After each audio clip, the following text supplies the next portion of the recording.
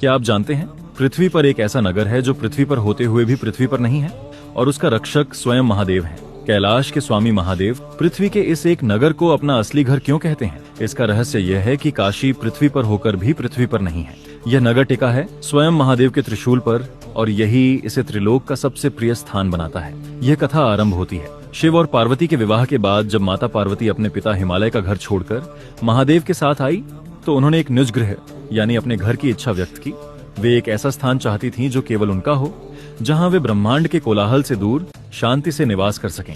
तब महादेव अपनी अर्धांगिनी के साथ एक दिव्य नगर की खोज में निकले। उन्होंने कई लोक और आयाम देखे, पर उन्हें कोई भी स्थान नहीं भाया।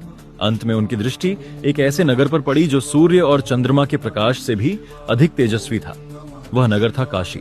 यह नगर उन्हें इतना प्रिय लगा कि उन्होंने एक ऐसा निर्णय लिया जो केवल महादेव ही ले सकते थे। वे जानते थे कि पृथ्वी पर हर वस्तु नश्वर है, जो बनती है वह प्रलय में नष्ट भी हो जाती है, पर वे अपनी प्रिय काशी को कभी स्वयं से दूर नहीं करना चाहते थे।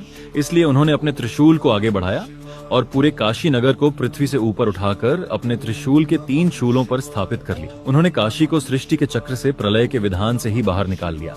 इसीलिए कहा जाता है कि जब प्रलय आता है और सब कुछ नष्ट हो जाता है, तब भी काशी का विनाश नहीं होता, क्योंकि वह पृथ्वी पर है ही नहीं।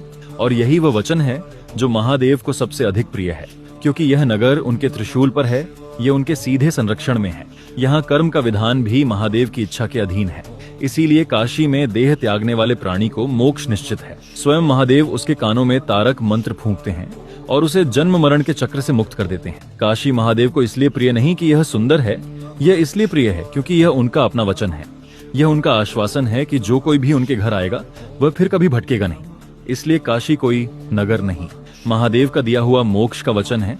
और जिस दिन शिव बुलाते हैं, उस दिन मृत्यु भी द्वार पर प्रतीक्षा करती है। हर हर महादेव।